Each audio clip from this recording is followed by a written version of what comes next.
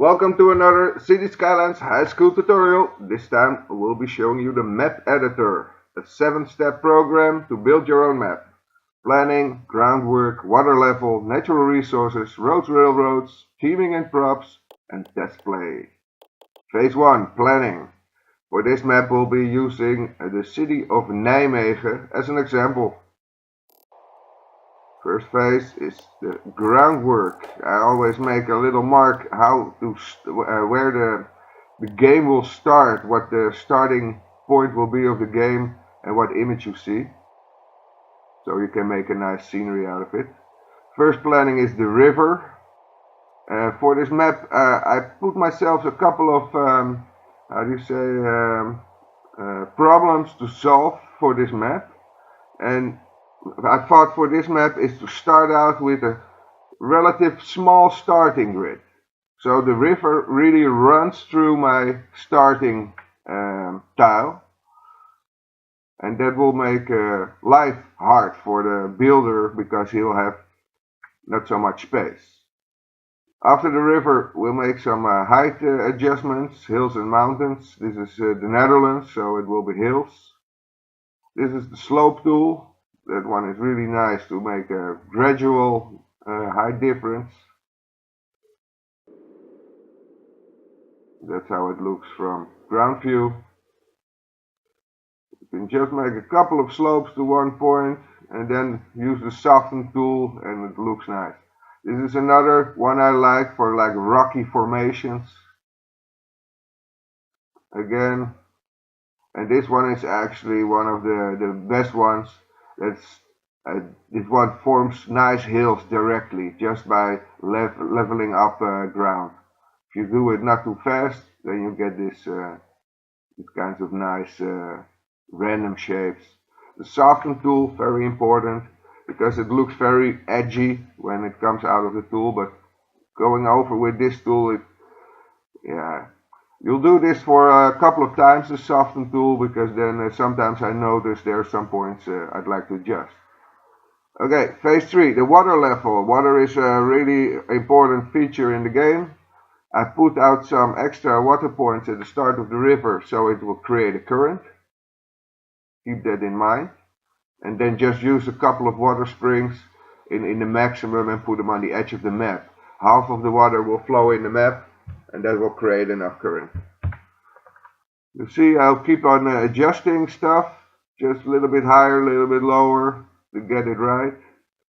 You see that some of the water is now flowing outside of the river. That's not what we actually like. So by just adjusting the water level slightly, like 5 units, that will keep the river in its course. This is like a flat river. That's one of the easiest ways to make a river. In the next tutorial I'll show you how to make a river down a running slope, which is a really challenge. Now let's revise what we did just up till now. We'll make the river. We'll save this because it quite looks good. Take a look at the origin of the idea. We have 3 highways coming in, but they'll be of a later concern. First we'll do the natural resources. Where is the green? The tool tree. Yeah, you'll probably have mods with thousands of trees, but in the in-game thing it has a couple of tree types on which you'll have the separate trees and one will combine the two. I really like to use that one, so you'll really get some difference instead of all the same trees. If you'd really like to have this around a road or something where it really looks planted, then you can of course use the same trees all over. But I'd like to make it a little bit diverse. Well, all the green is out. Also the the adjustment for how much trees will be planted I really like, because at some point you really like to have the dense forest and at other points just some scatterly trees scattered around. Fertile land for the farms. Yeah, the other challenge for this map will be that all the oil and ore resources will be on the northern shore, which is quite hard to access. But as in the maps, it looks like an industrial area there, so that's why I did it. Okay, now we'll have to make the road connections. I, I would advise you not to overdo this, not to make a too elaborate road connections, because that's part of the fun of the game, is to make your own highway thing. I built this on water level now, so I'm deleting it again, so to build it right to rise and up out of the water, so ships can pass through. Don't forget that. The bummer when you're trying to test play and finally you unlock the ships, and then hell of what happened, the ships can pass your bridges.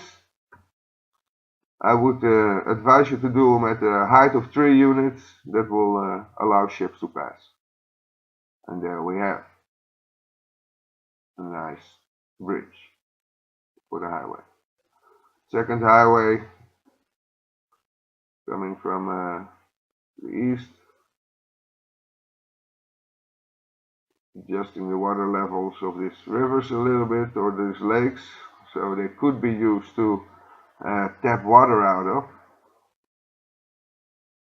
if you'd like to. Part of this fun of making these maps myself is that you can challenge yourself, but also give yourself options. Third highway coming in, and these three will connect then later on next to the starting tile.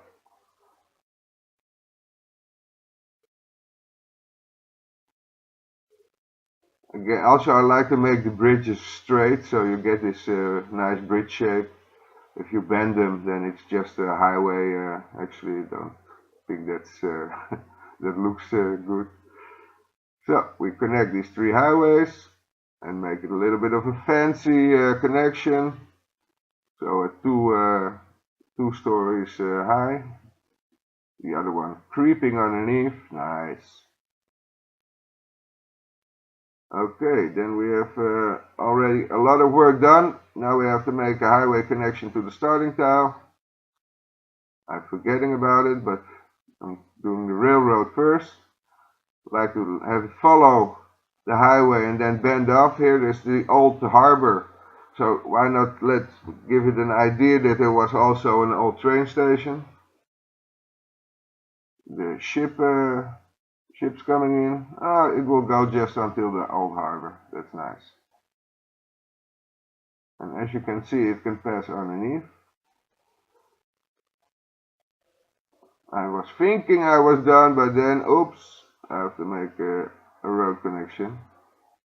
Here I give the player a little bit of challenge by building it relatively close to the other connection. That will might cause some problems for the unexperienced player.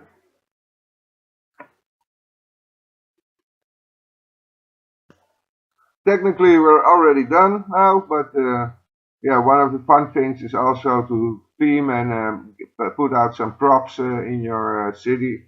I'd like it to have to tell it a little bit of a story. Put some sand, which, how do you say it now, give the idea that the two lakes once were one. Put out some rocks.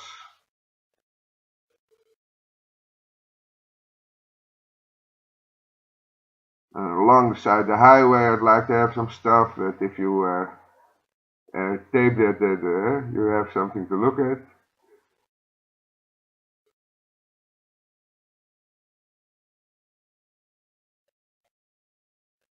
Adjusting some of the ground there. Now, here at the edge of the island, there was, of course, a lighthouse, maybe a harbor. At the old harbor, there's, of course, also there was a factory, some abandoned stuff, sunken ship. Oh, now it's underwater. That's not so good. Partly above water, like that. Now make the snapshot tool, save the stuff, and done. Don't forget to include it in your new game map. Now is the fun part of this whole stuff was test playing. While test playing, you have to take into account the challenges you set at start of the game if they really come out right.